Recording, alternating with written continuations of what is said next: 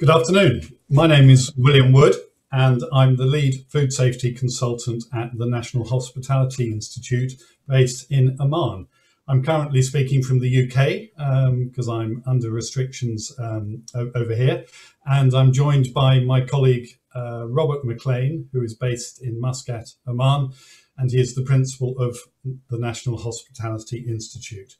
Welcome to our live discussion and our questions and answer session, which has been put together by the conference organisers. Both Robert and I are delighted to be part of this. We have run several of these sessions before, and they've proved to be very popular, certainly during these COVID times when our normal methods of communication aren't perhaps the way we would like to be. What it is, it's an opportunity for those of you within the hotel, the restaurant, the catering, the retail, the food retail, and the fast food sector to ask Robert or myself questions pertinent to food safety, to HACCP, to anything related to the safety of food within your organisation, whether it be training, whether it be kitchen operations, whether it be back of house operations, or perhaps related to the complications brought about by COVID. Use the button to the right of your screen to ask a question. It will be typed in, and then our moderator will ask us these questions, and we'll do our very best within our abilities to answer them. We've got about an hour and a half, I believe, so we've got plenty of time to answer everybody's questions. In a moment, Robert's going to introduce himself and NHI. If I may take this opportunity to introduce myself properly. First of all, I'd like to thank the organisers for asking me to do this. I'm based in the UK and I run a company called SFBB Systems Limited. We are a food safety consultancy established for over 20 years now, working across the UK and in Oman. And I've been in Oman with Robert and NHI for the last 12 years. We provide food safety management system HACCP development services, auditing, training, consultancy, and hygiene improvement strategies. And alongside that, specialist consultancy within the food safety environment. Our clients, as I've suggested, because of this question and answer session, are typically hotels, restaurants, catering, retail, and specialist sectors such as biltong, high-end patisserie, sushi, manufacturing, bakery, etc. We work alongside competent authorities being local authorities in the UK or municipalities over in the Middle East, where they have targeted initiatives where we go into businesses and we try and improve their standards of food safety. And most recently in the UK, we've worked within the butchery sector, where butchers in some districts have failed to meet their obligations for food safety. And as a professional team of consultants, we go in and we help them raise their standards. Our reputation is based on a close working relationship with the clients, providing a friendly and a personal one-to-one service. We spend time with people to provide a pragmatic approach to food safety. We bring with us, and my team here and within NHI, we bring professional membership of the Chartered Institute of Environmental Health. We bring a diploma in food safety inspection and legislation and a CIEH, higher certificate of food premises inspection. Personally, I also have an advanced health and safety certificate and a diploma, unusually, in hotel and institutional catering and management, which gives me a good background knowledge to the business within which I work. And finally, I have a lead auditor certificate. That's enough about me. Before we launch into questions, if Robert would like to introduce himself. Thank you, William. Good afternoon, everyone. My name is Robert Maclean. I'm the principal of the National Hospitality Institute, NHI. And the topic today, as you know, is food safety. And that comes under the umbrella of our Food Safety Academy division. Food Safety Academy is designed to deliver a variety of services. One, obviously, is training, and that's very much our core. So we have been able to deliver food safety at from level 1 up to level 4. and we can currently do that in 4 or 5 different languages. We also have the HACCP at 2 different levels as a training course. We also work with Muscat Municipality for their approved 25-hour mandatory program. So within the academy, from a training point of view, those are the kind of things that programs we are delivering on a regular basis. On top of that, as William has described, we have the auditing resource, which William carries out with many of our clients. And during those audits and timings, that's very often when we will get involved in whatever training is required. The point of me being on here today, because William is actually the specific food safety expert, I'm here to talk about any questions you have on the availability of training, the flexibility of our training, how we can deliver, where we can deliver it, how we deliver it. We now have an approval for a food safety program online, which is approved by the Ministry of Manpower, to help those companies who have a challenge in getting their people into a classroom, or indeed if you are from a remote location. So NHI will deliver a variety of the programs as we've described. And the training that we're doing is very much core to the other training that we do at NHI, where we are training young chefs and several other departments within the hotel. The main one for this program is being chefs. So during that training, the young chefs would be trained in whatever is the appropriate level of food safety training. We want to try and deliver a rounded package to you, many of our clients, hence the need for the training plus the auditing services. And in addition to the auditing service, what William will do is put a food safety management system into the premises. So we have the 3 levels. So we will train your people, we can assist you to develop a food safety management system, and then the 3rd phase, we can actually help you then ensure that you've kept the standards that you want to through the 3 parts. So that's basically what we do, and that's the sort of division of questions, if you like, today. And we look forward to hearing from you. If anybody has any other questions which you may not feel are particularly food safety related, but because you've seen us on here, you want to know, please feel very free to either mention them, or I can certainly share with you any direct contacts during the discussion, and we can contact each other later on to answer them. That's it. Thank you. Look forward to hearing some of your questions.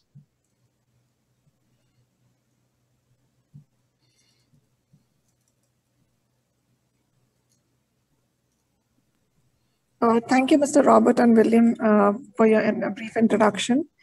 We have a few questions from our audience. I'll take the first question.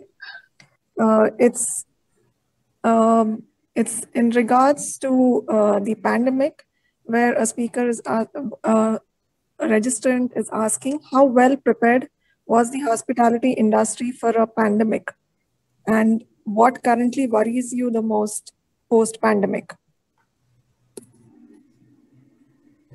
What's the second half of that question, please? Yeah, I missed it as well. I'll repeat. How well was the hospitality industry prepared for a pandemic, and how does the post-pandemic system worry you? Okay. All right. That's quite a common question nowadays, Robert. That's quite a big question. I think with your COVID experience and COVID system, I think that's definitely one for you, William. Okay. I think the answer the first half of the question, how well was the industry prepared? I think not well at all. I think the COVID pandemic, when it hit at the beginning of 2020, hit everybody fairly and squarely in the face, and we didn't actually know what was just around the corner. I haven't met anybody who said to me, we knew this was coming and we are prepared for this. So that's a very simple question. We weren't prepared for it in any way. That said, clearly certain businesses have done better from this than other businesses. Some businesses have been impacted more severely than others. And those that have been impacted in different ways. In terms of post-pandemic, I think some businesses, in the hospitality and the food sector have used this rather horrible year as a chance to, if you like, take stock of their organisations. They've taken a chance to look at their training. They've taken a chance to look at things like food costs and recipes, and to develop that to make themselves more profitable and to make themselves more informed about foods. They've looked at their supply chains, and they've looked perhaps very carefully at their operating models. Now, the operating model is an interesting question because many of us within industry, including Robert's organisation, which is a training organisation, but if you're looking at hotels and restaurants and the fast food sector, we've had to change our operating models. We're now doing more takeaway, more takeout, more food to go. Some of us have changed our menus and our food offer completely. I know an organisation that was a high-end restaurant that during the last 6 months has done nothing but high-end burgers. They wouldn't have dreamt of selling burgers prior to the pandemic, but they've had to change. So businesses have changed, and I think post-pandemic, some of these businesses will have learned a lot, and they'll come out stronger and better. And those businesses that have had the chance to, as I've said, look at training, look at their recipes, look at their costings, I think they will do moving forward. Certainly in the UK, where we are moving out of the pandemic quite quickly, fortunately, they will be very strongly positioned indeed. Robert. Yeah, I think obviously everything William has said is absolutely sound, and I would agree with 100%. A couple of extra points I'd add on there. I think absolutely the way that the industry, and I think that's part of the strength of our industry. It is an industry that listens and reacts to the current what's going on, and the developments and the new ideas are incredible. I was just talking earlier on about the new iCloud kitchen that's coming here, and it's very popular in Dubai. That's a completely different concept of providing food to clients in a completely different production background, which I'm not sure would have ever happened if it hadn't been for this. The other area is that, and because of places like this iCloud style, is that the hotel operations are going to have to probably think about how they're going to market themselves in the future, because people have had a taste of alternatives. They found other ways of accessing that quality food and eating it in their own homes and whatever. And if hotels are going to, unless they're going to shut down their restaurants, they're going to have to entice those people back to those restaurants to dine out and add on that extra ambiance and that extra meal experience, not just the food, which technically is what you get when you get a home delivery. And it's all those extras that they're going to have to be reinvented to encourage those that footfall back to their restaurants. So yeah, absolutely. And I think honestly, and I'm sure there's some F&B managers listening, I hope they agree that, you know, food and beverage managers particularly, or people very linked in with culinary, are really going to earn their salaries over the next 12 months, because they really have to think hard about, okay, how do we change it, and how can we get the message across it, and get people to understand the value of coming back to us. So I think post-pandemic, it's going to be quite a different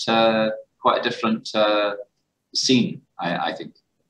I think I can add to that, because in the UK we are partway through our roadmap to recovery, as it's called by the UK government. We're now at stage 2, just about to enter into stage 3, where restaurants and food businesses are open, albeit only serving food outside during our warm spring-like weather. Nothing to compare with Oman, of course. Returning customers, we're finding, are eager to come back, which is good news. They're spending more. They're being given an opportunity to upspend, and they're doing that. They're pleased to be back and spending their disposable income. Many people have actually saved money during this pandemic, and going out to eat and going out into the hotel sector is going to be something that's at the top of everyone's agenda. And I think the restaurant and the food industry and the hotel industry have got an opportunity to try and capitalize on that and use people's excitement of coming back to what hopefully is near normal, and capitalize from it. the other side of it, which I've heard, is that the staff that are coming back to work within hospitality are eager to return. They've not enjoyed being away from the business for the last 12 years, and those who have done well and have not sadly suffered from any mental health issues or any personal issues from this, those coming back are actually providing high levels of customer service and enjoying what they're doing. And because of that, the teams within restaurants and within hotels are the strongest teams that these businesses have had for a while. And again, they can capitalize on that. Just one extra thing I want to add on, which I think is really quite interesting, is what happened here during the last few months. We've had, as you all know, a lot of what they call staycation business. And this is during the weekends, hotels have offered, and you know, very good rates, etc. And the amazing thing is, of course, it's all been taken up by local people here in Oman, particularly in Muscat.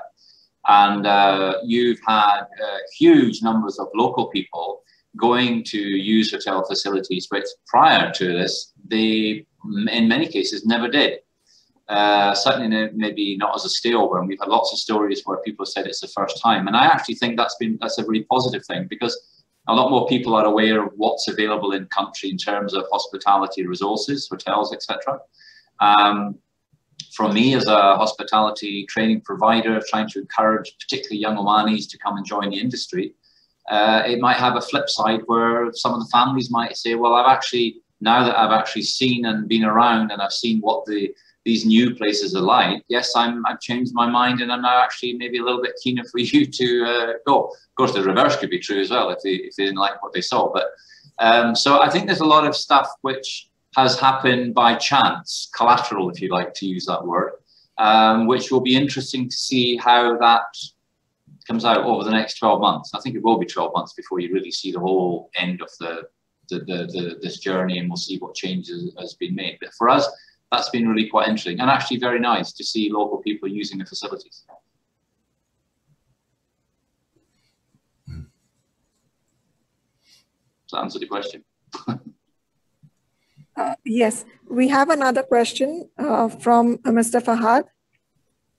And he says, as consumers become more health concerned, they expect food and beverage manufacturers to deliver wholesome foods. And in the era of social media, you can no longer risk your brands and reputation. Your testing needs span from process control to verification. Yeah. Is that a question or a statement? I'm not sure, Janita, whether that's a question or not. I can just repeat it. So it says, as consumers become more health concerned, they are expected food and beverage manufacturers to deliver wholesome foods. And in the era of social media, you can no longer risk your brands and reputation. Your testing needs span from process control to verification. Okay. So okay. That's about the question. Okay, I'm not sure, Mr. Fahad. My apologies if I misunderstood your question. The only link I can think to this to give some sort of an answer is that an awful lot of businesses have sprung up where social media is their mechanism for delivering their service. So businesses are delivering takeaways and food deliveries to people in a sector which they've never worked before. And there is a certain amount of mistrust with ordering food through the social media, through the social networks that we all love and we enjoy, but you don't actually quite know where it's coming from. And the example I can give you is that a lot of families have been impacted by COVID and their income has been severely restricted. And because of this, people have looked at opportunities of finding ways of earning money and keeping themselves going. And many people across the world have actually said, let's make food at home and deliver it, advertise it via our own social media platform and deliver it to those who want to order it. The risk of this, of course, is there's no integrity there whatsoever. There's no classification of those individuals who are producing food at home. There's no inspection. There's no authorization. So social media busily selling these businesses and people delivering food to people without any of this credibility is a big concern. Now, if that's your question, I completely agree. I think the municipalities and the local authorities, depending on where you are in the world, need to, after this pandemic or as soon as possible, look at this and try and close these routes down. People are not allowed to sell food into the public sector unless they are registered to do so. End of story. So post-pandemic, these routes must be looked at and they must be closed.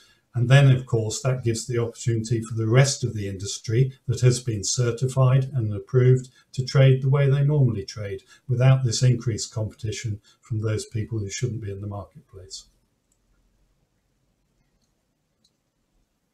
The only thing I would add to that, thank you, William, in terms of the social media, in terms of food, it's right. I mean, the fascinating thing now is so easy to advertise food and so quickly. You know, it's quite interesting because you get away from these very old sort of old-fashioned menus that have had pictures on them for about 3 years or something. And now you can update your food very quickly and etc. But yeah, you're right. I mean, photographs are so quickly on the move, you've got to be careful. And some people will pick you up for if they see certain things in pictures. So you've got to really make sure that you are, maybe food is being, is more accountable now than what it was before. I'm not sure, but I think that could be a case. Yeah. I think there's an element of trust with takeaways and with food deliveries to home. In the past, you thought you were having food delivered from a reputable organisation. I think COVID means that perhaps you're not anymore. And as a consumer, there is a little bit of personal responsibility. Check where your food is coming from before you order it. Check that the social media platform on which it's being presented is actually there and it's credible. If it's not, you might be getting your food from a tiny little domestic arrangement that, quite frankly, isn't very safe. And of course, those people may not exclusively, of course, but they may not have the training and certainly not the authorization to do it. And that, of course, presents risk. That's a good point, William. Sorry, just as a kind of slightly top-up question to the original one question from Fahad. Now, when you walk into a restaurant in the UK, they are graded by number. So you can see what they score. It scores on the doors, correct? That's right. If I'm doing a home delivery, I just pick up my phone and I'm doing it. Would there be scores on my social media, my booking on my phone? No, not necessarily. So that's gone then? Well, over in the UK, we have a food hygiene rating system where businesses that are registered, you can look up online and you can see whether they have a food hygiene rating, and that suggests not only that they are registered in the first place if they're present on the food hygiene rating website, it also suggests how they're performing. Are they performing well or are they performing badly? Over in Oman at the moment, there isn't such a hygiene rating that you can readily access to look up these businesses. So it's very difficult, very difficult.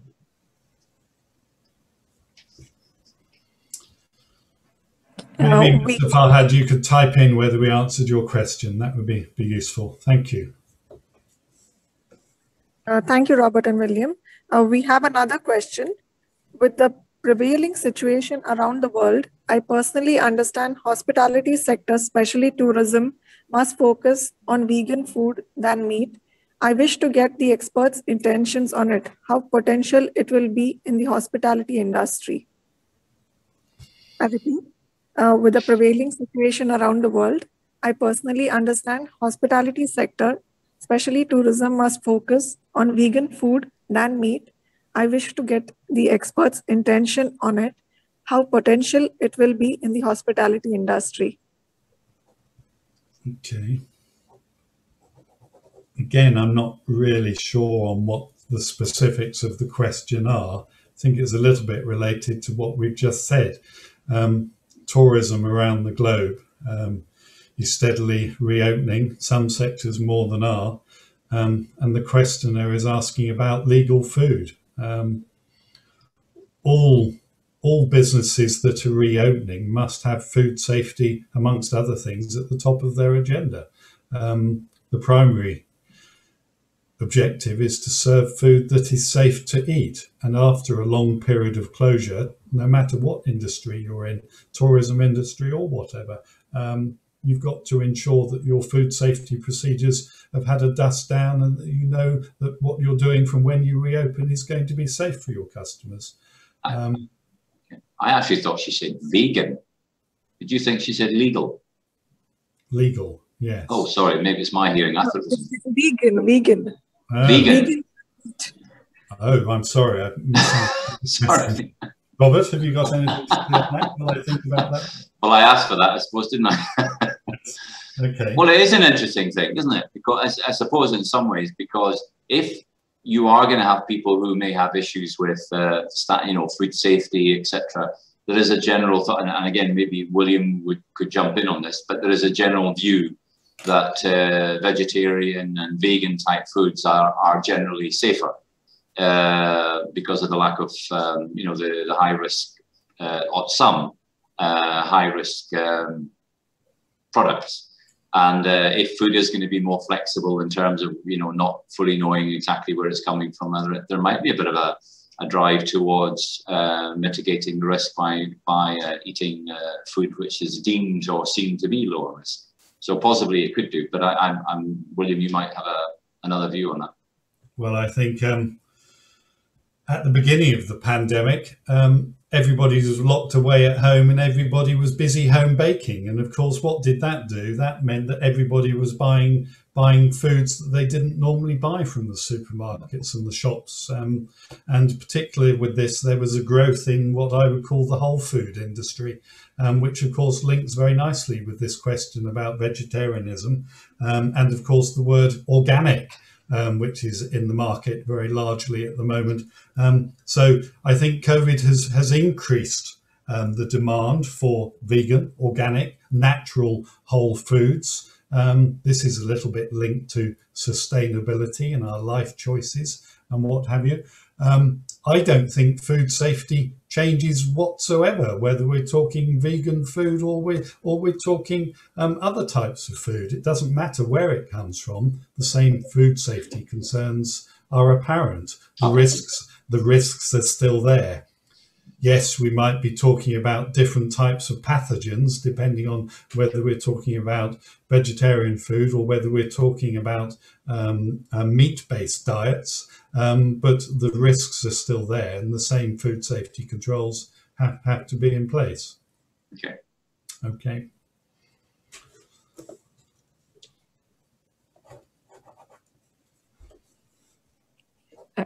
Okay, we have another question where the speaker asks, what are currently the biggest challenges facing hosts around the world? Did you notice any regional differences? I repeat, what are currently the biggest challenges facing hosts around the world? Do you notice any regional differences? Facing hosts, is it? Yes, that's right. Hosts around the world. You can go first on that one, Robert. Hosts, what do we mean by hosts?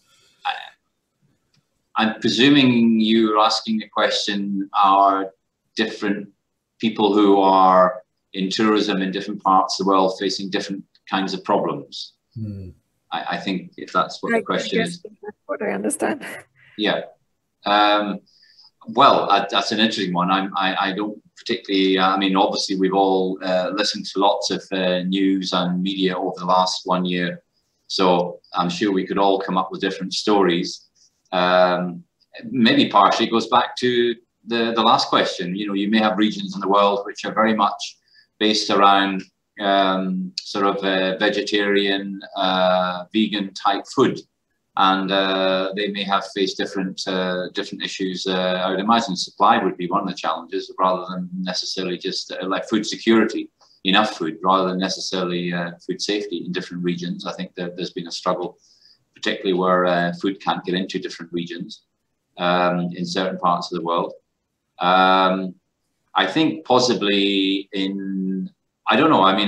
It's interesting. I might make a point that in parts of the world which are might be regarded as a little bit more simpler, possibly not your heavily trodden tourist paths, have got food which is more sustainable, and they're able to look after themselves, and it's very often relatively low risk type food. Whereas in the high end centres of, you know, the Dubai's and Hong Kong's and these sorts of really very, very busy cities, where there's such a huge mass of different foods available, then I would imagine they might face a few more challenges than the ones I described first. But that's as much as I would describe as a kind of regional point. And you know, William, please, if there's any other points you can make on that. Okay. Question: biggest challenges facing hosts from hotel businesses, restaurant businesses, food businesses. Personally, I would say, because I'm stuck in the UK and I've been trying to get out to Oman for 14, 15 months now to carry on my normal activities, I'd say the biggest challenge is the ability for people to travel globally. That is the biggest challenge. It's not, sadly, something that our sector can change. It's in the hands of our governments and our health protection organisations and our ministries to do it for us. And it is our biggest challenge, because until we are allowed to travel freely between different countries, or even internally in some cases, with local restrictions and lockdowns, our hospitality businesses aren't really going to survive. And I know that there's a demand at the moment for local travel, but that local travel will burn out at some point, and we need international travel to return. The other challenge for hosts, for hotel businesses, is once people can travel, is ensuring that they can make sure that people feel safe and they want to travel and they want to frequent hotel environments where many, many other people have been before them. I'm seeing this in the UK at the moment. People are asking lots of questions before they book self-contained apartments, before they go and stay in places. They want to know that COVID procedures are in place and that they haven't been lost and forgotten. Because as the pandemic tells us, and the way it's emerging out in other regions at the moment, this is an evolving story. And although some places are opening and accepting hospitality businesses, there is still a risk there. So people need to be insured or assured that they're going to be safe. The other challenge to businesses is they need to be sure themselves that they can open on a sustainable footing. Are they going to be open and be able to make money? Is it going to be viable? Are we opening, setting up our hotel and our restaurant to fling open its doors with all the costs that are involved in that? And are we going to get enough customers to come through the door? I think that's a challenge, and I think businesses are finding that difficult to understand at the moment. I think that's all I can contribute at this stage. Thank you. Good question. Good question. We have another question. How do you see the future of hospitality industry if the pandemic continues any longer, and what are the alternative solutions? I'll repeat it. How do you see the future of the hospitality industry if the pandemic continues any longer, and what are the alternative solutions? Can you answer that from a local perspective, Robert? Well, I think it's very difficult to say on this one, but you've already seen several sort of smaller 3-type-star hotels going into kind of mothball. And I would imagine if the forecasted it is going to go on for some time longer, you probably will see some of these kind of properties go into a kind of a mothball situation, unless they come up with an idea of how to use them in a different way. Obviously, things like the quarantine use has been very useful for places like that, because they're lower cost and they've managed to fill up, and they've done quite well. So if it was to go on for some time and it was deemed that yes, indeed it was going to go on, I'm sure you would see some situations like that, and maybe some properties closing down parts of their properties, etc., and focusing on the parts that are still going to be viable. The big issue really, and it really goes back to William's point, is if they're here in Muscat, specifically in Oman, if the airport's not open, then there's literally just no way of revitalizing these places. And you know, the local business is interesting, but it's not going to maintain the required needs of the hotel. In terms of the long term, obviously in the long term, people will have gone through something which they've never gone through before. They've probably never really planned in terms of their risk assessments for a pandemic, but I would imagine they will be now, and in the future this will be part of the general risk analysis, and that they no doubt will restructure their businesses to take in any future sort of examples of this happening again. In terms of long term, you know, I've spoken to many hospitality professionals over the last few months. I have several meetings with hotel GMs and other people, and it's very difficult to really say what impact it will have. And there will be, as we've already discussed today, there'll be some positive stories come out where, you know, innovation and ingenuity has come to the fore because of it. But there will be casualties because if people simply can't fill the room, these are businesses, and if they can't fill them up, then they're going to have to close them or come up with some other use for them. And there will be a knock-on effect, and I think the effect will be there for a couple of years. The other side of it, of course, is if we get out of it, and I've also spoken to several people about it, if we do get out of this, maybe in the first quarter of next year, there could be a massive boom. And Oman could be well placed to receive that boom because people will want to get out, they want to travel, and they want to go to places. And I still think they will be conscious of the fact going places perhaps where maybe there are not the big crowds. And if they have the money available, they'll want to come to somewhere which is a little bit more special, a little bit more out of the way. And I think Oman is well placed for that. You know, when you see some of the locations, you've got to Jebel Akhtar now, there's 2 new hotels coming up now. They're soon going to have about 400 and 450 rooms available up on the mountain soon. And I think some of these locations will be very exciting for European and other region tourists. And I think they will do well. So I think there will be a reshaping of the trade, and those hotels who offer those kind of experiences, I think, will do quite well. That's my thought, but I have no real particular evidence to support that. That's just my view. It's not really my sector. The only part of being innovative and thinking about this, I think in the future, vacations where people are on outward bound travel, adventure holidays, camping, where they're not locked up in a hotel room or they're not within a small campus and environment. I think that sort of sector and industry is going to do particularly well, particularly to those parts of the globe and those countries which have managed their pandemic successfully. There will be new markets emerging, which perhaps we don't know yet because this is still evolving. So I think the future of the hospitality industry is summed up in one word: change. Probably, I think it will change, and we'll see the market changing quite rapidly. Yeah, I agree. Yeah, thank you. We have another question from Sri Lanka. I'm from Sri Lanka, and from Hansana Tours and Travels.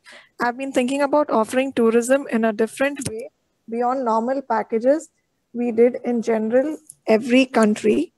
What do you think about how wellness theme to prioritize will encourage to restart tourism?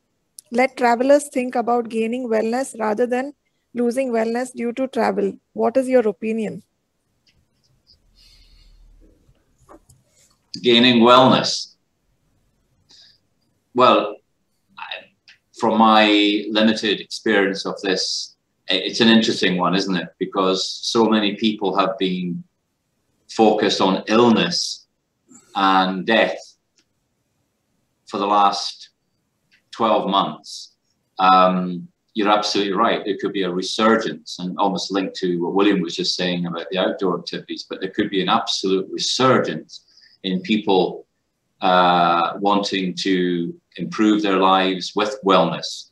And that could be linked to the previous question, where they're looking for venues like maybe Sri Lanka, where they could go and they could really improve their health and just be well. They may spend money where pre-COVID they would never think about spending that kind of money on something like this. They might suddenly say, "That's it.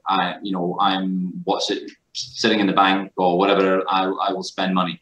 And these countries which can provide traditional wellness solutions and are known for it, and there's many over in this part of the world, in Asia, India, Sri Lanka, Indonesia, Bali, places like that, they could do incredibly well if people really, if people see that as a sort of counterbalance to this pain and illness that we've had for this last year. So if somebody is going to market themselves in that way, I don't think they're going to do themselves any harm. Yeah. All I can say is people want to feel good. If people are going to get out and about, they want to feel that their experience is as good as it can be and that they feel good for doing it. So yeah, it's not my sector, I'm afraid.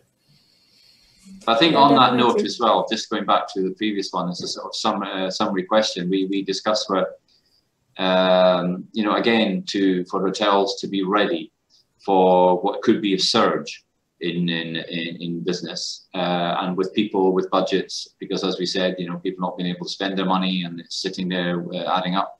So there's money available, and it could be, you could take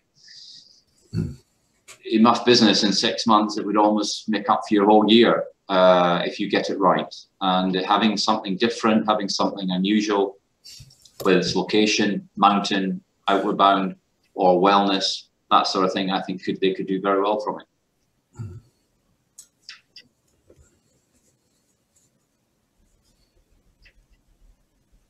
Yeah, definitely, because people are getting more health conscious now with the pandemic. I'll get to another question where the speaker asks, how would you handle a difficult client or one of his or her guests? A difficult client in what way? These aren't food safety related questions. No, are they? They seem to be more related to the hospitality industry, as I see.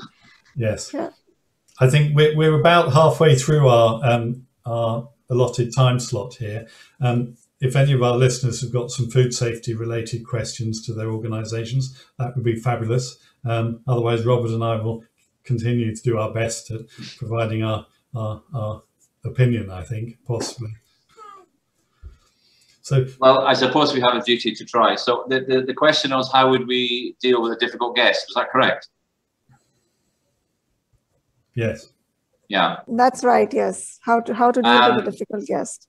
Well, I mean, obviously from the hospitality industry, which I'm from, we are well used to difficult guests, and we all have our own ways of handling and dealing with guests, because of course every issue is different. However, I think there are some staples that we generally stick to, and one of them is listening. Listen to the guest, to what he's saying, and if he's ranting, let him have the rant and get out of his system or whatever it is, and find out what it is the problem is. Listen to the guest. Don't try and talk over what he's saying and come up with excuses. He's not interested. He's paying for a service and he wants it. And so listen to him. And the skill in these situations is listening to the guest and understanding, yes, indeed, there has been a problem. But if you can deal with the problem and you can turn that problem around, so at the end of the situation, the guest is actually quite happy with what's happened and is willing to come back to your premises, then you've won. And that's the end game. You do not want anyone walking out saying, I'm never going to come back here again. So it is a skill, and it comes very often with experience.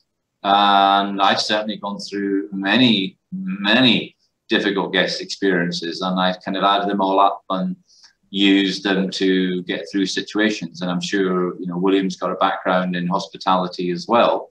And I'm sure he would agree that, we've all had different ones, a bit unusual ones, And I think they, listen to the guest, and, there often is a line too. Some guests will really try and push something which is not really very, very bad, but they try to make out it's very, very bad, and you have to balance it.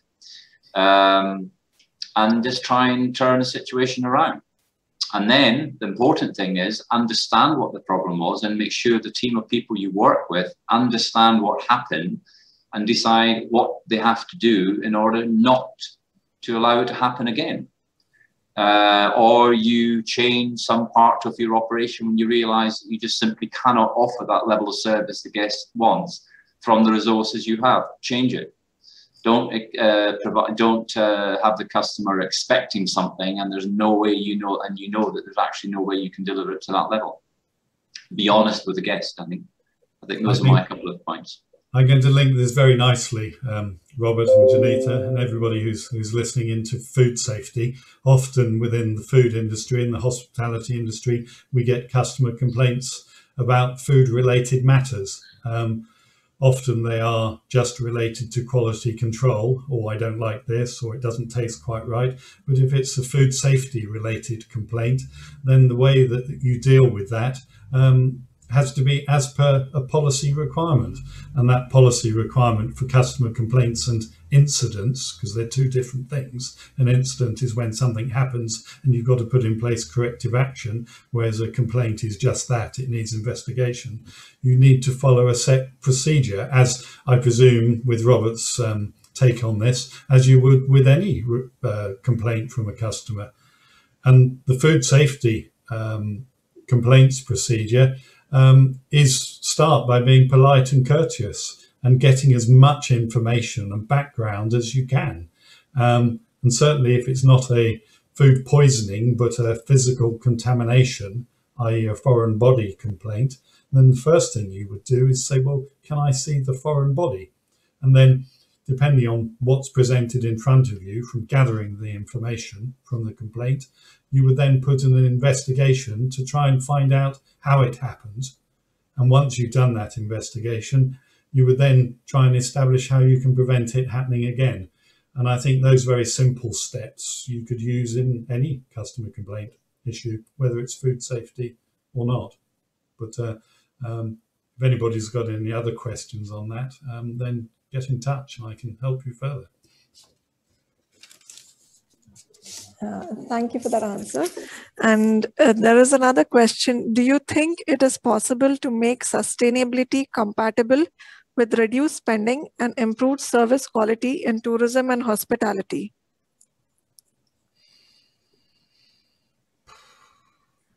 Can you read that again? Yeah, I will repeat it.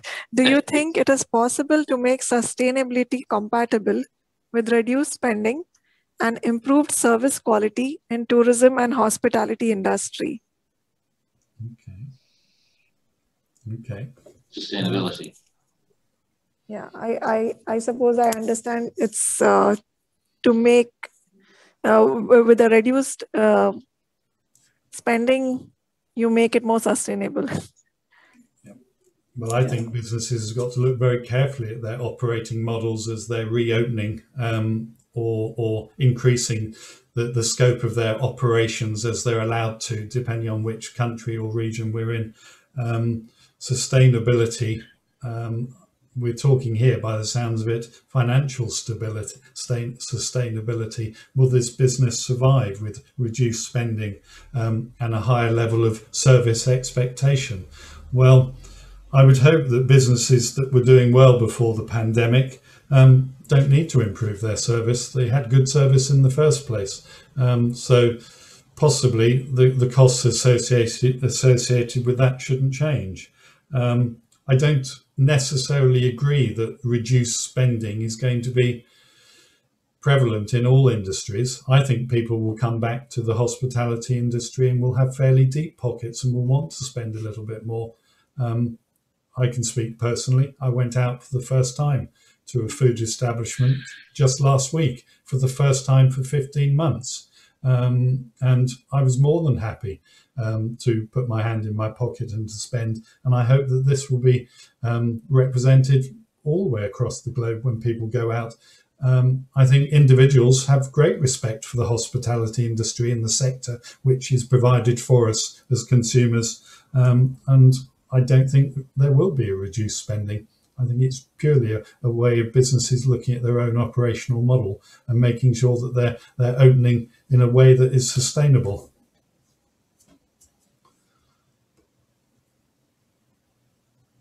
Yeah, I just concur with everything William has said. I mean, there are certain when reducing costs in order to sustain your business.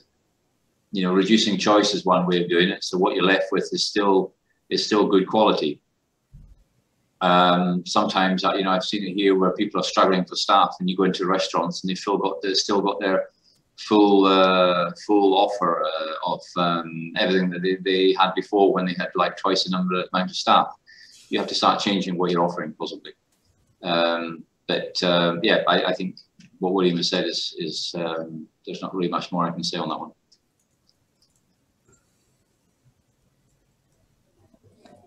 We have another question. Is GMO substances safe to grow and consume? I'll repeat it. Is GMO substances safe to grow and consume? I know absolutely nothing about them. Genetically modified foods. Yeah. The first point is that for genetically modified foods, if you're within our sector, within the hospitality and the catering and the food sector, if you're selling genetically modified foods, GM foods to the consumer, you have to declare it. It is against the law not to declare those foods. The same for things like irradiated foods, which might come into the marketplace. So without any hesitancy, forget the safety is at the moment, you have to declare it to your customers. If any of those ingredients that you're buying in through this supply chain that we've got going on through COVID, then you have to declare it. Otherwise, you're breaking the law, because the customers need to be told what they're consuming. As to whether they're safe, I think I'm not an expert in this in any shape or form. I think the answer is yes, they can be, but it depends on which side of the fence you sit. There's no reason why a genetically modified food shouldn't be presented to the market as long as it's declared and it's been tested by all the right procedures. That's all I can say on it. Just a question from my side, really, as an extension of that question, William. I mean, you say that if you are going to be selling any GM foods, you have to advertise it. You have to make sure it's declined. Is that prevalent in the UK in GM foods? I mean, are you finding that in eating places? No, GM foods is in the manufacturing food sector. Large scale food production. You might get genetically modified foods creeping into the supply chain, particularly within as I say, within the vegetable or we were talking about the whole food industry.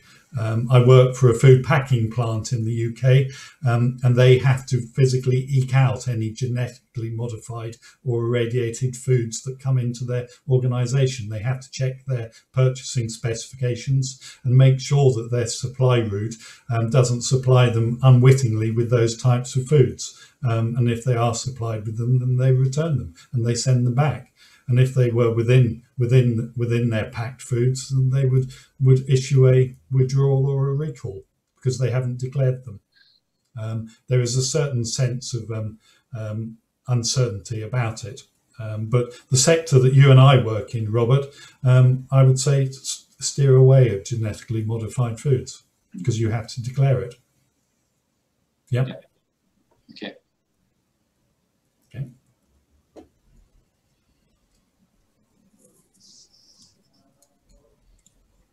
Thank you, Robert and William. I guess we have so many questions. I don't see any more questions right now. We could probably wait for another 5 minutes, and I think we can wind up the session if you do not get any more questions in. Okay. Yeah. Okay. I think something I can just add, if we've got some interesting people, nobody's asked any questions about allergens, allergen-causing foods. Allergens and the illnesses associated with allergens, or the intolerance that consumers have across the globe, is an emerging problem and has been emerging for quite a long time. And most of the questions today have been about reopening after COVID and how it impacts the food business and the hospitality business.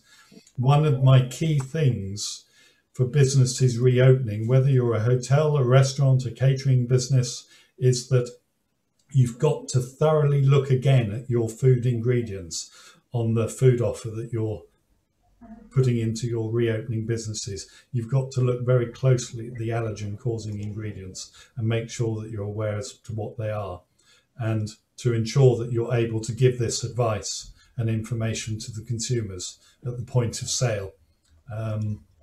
Maybe that might prompt someone to ask a question about food allergens, because it's a big concern. And finally on it, if you're a good food business, which many of you are, certainly within the sectors which Robert and I work, you're more likely to give someone a food intolerance to food through food allergens than you are to give them food poisoning or a physical contamination. It's a big topic of conversation, and all of the businesses ought to be looking at it. Yeah. Yeah, that's true. It's quite true, because me personally, I experienced this in my family, wherein we are allergic to seafood, and that's one of the biggest concerns when we visit any restaurant, where we look into what goes into any seafood. Yeah. Yeah, well, certainly, that's quite interesting. Anita, if you've got an intolerance yourself to fish, you will know it's not just about the food ingredients. Am I eating something that's physically containing fish or seafood, crustacea or mollusks, for example, but it's also about the cross-contamination risk. Is the business in which I'm eating, is it aware that they have to not only assure me that the food doesn't contain fish as an ingredient, but they haven't cross-contaminated it during the preparation, the cooking, the cooling, etc. Because if you've got a serious intolerance to fish, it doesn't matter whether there's a tiny amount in there or not, it's going to cause you a problem. If they've used the wrong cooking pan, or they've used a pair of tongs or a pair of gloves from fish and onto your food, then it's going to give you an issue. So it's a good point, and you're a good case in hand. Yeah, thank you for that answer. So do you have anything to add on from your side in terms of HACCP in the hospitality industry, or anything to do with how we can overcome the challenges of COVID, and Yep. In terms of food and safety? Well, I'm afraid HACCP, I know we had a very esteemed speaker, Richard Sprenger, on the conference platform earlier this morning, talking about HACCP within different sectors. And he was saying that HACCP in its true form doesn't marry across very neatly to the small scale catering sector. And I completely agree. You need a different approach. The approach is for a food safety management system, where you assess the hazards within an organization, within a small food business, and you put in the necessary controls. It's a food safety management, a risk-based approach. The important thing is that when businesses are reopening, or as they're slightly changing their operations, they keep their food safety management system up to date. They review it. They make sure that any changes that have happened in the past year, as they're reopening or opening as normal, they make sure that everything within their food safety management policies and procedures has been adjusted and reflects the changes that are there. Because if they don't, then not only are they technically breaking the law and the legal requirement behind it, but most importantly, they risk having gaps within food safety, and that can lead to an incidence of food poisoning or a food problem. So review it, pull the HACCP team together, the food safety management team, your hygiene officer, the people who are responsible for food safety, and look at your food safety management procedure as you are getting back to normal. That's I think, my best advice. And of course, if you need some help, you know where to come to help you with that. We have another question before we close, Mr. Robert and William. How effective to implement the hygiene rating scheme in Oman, and do you encourage its implementation? Can you repeat the second half, please? Yes, I will repeat the whole question. How effective is it to implement the hygiene rating scheme in Oman, and do you encourage its implementation? Okay. The answer is yes, I do encourage its implementation. I think a food safety rating scheme, or a food hygiene rating scheme, or a scores on the doors, whatever you want to call it, I think it drives up food safety standards. End of story. If food businesses, whether they're a fast food, a retail, a hotel or a restaurant, if they are being assessed and given a food rating that is publicly available to their customers, it can only encourage them to improve their levels of food safety. And that is a good thing, because it reduces the likelihood of someone being made sick and making food safe. As to Oman, I know I haven't been to Muscat now for 15 months, but when I was last in Muscat, and indeed at the October 2019 conference, the Muscat municipality had just launched a risk-based food hygiene rating scheme. I've lost track as to how well that is doing, but I think that was an excellent initiative. And I think it's something that needs to be continued and rolled out. I think there's a certain reticence from businesses themselves. They think, well, is it going to be managed properly? Is it going to be fair? And I think they're quite right to have those concerns, because the challenge of the food hygiene rating scheme, even though its objective is to improve food safety, is that the way it's awarded, it needs to be consistent, and the inspection on which it's awarded needs to be well formed, and everybody has to be judged against the same standard. So in summary, yes, excellent idea, because it improves food safety and drives up standards, but with a little bit of caution, the inspection routine by the municipality needs to be well managed and be consistently applied to make it fair and give it an even playing field. The only other thing I could add, sorry, is I think the customers, the general public, love food hygiene ratings. It gives them an ability to choose where they want to eat based on hygiene standards, not just on price, not just on location of the establishment, not just on the range on the menu. They can choose somewhere because they know the food hygiene rating standard is good. And related to allergens again, if you've got a particular allergen issue as a consumer, the likelihood is if you're going to an establishment with a good hygiene rating, the top hygiene rating, they're going to have a very good handle on allergen control. So I think all round, yeah, yes, please, let's have a food hygiene rating scheme in Muscat, in Oman. Great idea. We have another question, again from Sri Lanka. I'm not sure if there is a tourism related package called export tourism. I'm into food industry as well. I feel these two industries will be interesting together, like packages for importers and exporters, visits to factories, visits to sightseeing as well. Wish to have your input with restarting tourism. How will it be? It's more of a tourism encouraging question. It's not my remit at all, I'm afraid. Robert might have a view.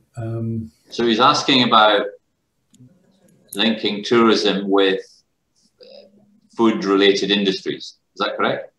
That's right. That's what I understand. I mean, I think if there are many examples across the world where particular food industries have become part of the culture of a particular region or a country, and have sold it very well as a tourist attraction. If you take food and drink, if you take, for example, in Scotland, where I'm from, if you think of the whiskey production, the tourism linked to the whiskey production is a huge part of the tourism industry in Scotland. It's got nothing to do with the actual production, but the fact that people want to be connected to that. There's lots of other food areas where I'm trying to think specifically. You've got the coffee growing areas or the tea growing areas in India and in Sri Lanka, where people will go and link their holidays to the, from a food production side. Here in Oman, we get too many tourists wanting to come and have a look at traditional local foods, etc. So yeah, I mean, if you have local food production going on, which is very local and it's got some unique local input to it here, in Oman, whether it's date production or whatever, then I think it's got a very strong tourist attraction to that. People want to know what the local production is and what people eat and etc. So I think if that's the question, then, and you've got a production where you are and you want to sell that to tourists as part of a package or whatever, absolutely, I think that would be great. I think you've got the new fish market in Matra, Robert, where tourists tend to get taken there. That was a big investment project. It's always been a popular destination, and it continues to be. Obviously, the date industry in Oman is large. I find Omani dates on sale all the way around the world. There's certainly got to be a tourism opportunity for that. And you look at NHI itself, NHI with its hospitality business and its very strong reputation for training up young local Omanis into food service or chef skills. NHI has itself groups of tourists coming in to see them every month, and doing little tours of the NHI hospitality building and meeting with students, and they love it. They think it's a very good way of understanding a little bit more about the country which they've come to visit. I think absolutely, William. That's a good point. And in fact, in 2019. We saw a big move in the numbers coming in for local food production. So we were doing cooking courses for local food dishes, particularly, where they could then actually have a go at cooking and then consume. And even people coming in off the cruise ships were beginning to pick up for that sort of thing. But actually, and people who are in these kind of locations should be looking around for specific food resources that they could utilize in terms of tourist interest, because they're very well founded. I remember many years ago taking students to France to visit the chocolate making factories in Colmar, up in the north of France, and these places did a huge business, not just purely from selling chocolate. That was their core business, but the number of people who came in, tourists, to see how they were doing, etc., was a massive fill up to their business. It can be very, very good economics, because you don't actually have to do anything else. You're doing what you're doing normally. You're producing food, and that's a business in itself. And then you can top it up with the visitors, the tourist side. Good question. Interesting. Yeah. Good. Thank you, Mr. William and Robert, for your valuable time and for answering all of our questions. It was a pleasure having you at the Oman Food Safety. Thank you. And if we get in any more questions, we will send it to you by email to your email address. Okay. And we hope you enjoyed the session. And if you have anything to add on, we are most happy to hear more from you. Okay. William, do you want to do a closing point, William? I think, thank you very much, Denisha. It's been an absolute pleasure. We're never quite sure how these question and answer sessions go on. We've had some fabulous questions. We expected a lot of them to be COVID related. Fortunately, we've had quite a lot of experience in the last year with helping hospitality businesses on that. So I hope our answers or our own reflections have provided answers for those who have posed the questions.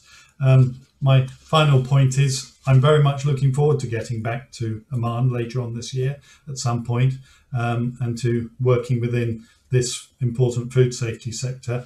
If anybody would like to contact us, then by all means come through NHI and Robert and his organisation, and I would love to meet and join up with any of you at the very first opportunity. But thank you for your questions, and keep well and keep safe. Thank you. You too. Keep well, keep safe. Thank you. From my side, same. Thank you very much for inviting us to be here today. It's been really enjoyable. Some really interesting questions come up, and it's been great to be here with my colleague William, albeit sitting in the UK. The fact we can do this together, which is great.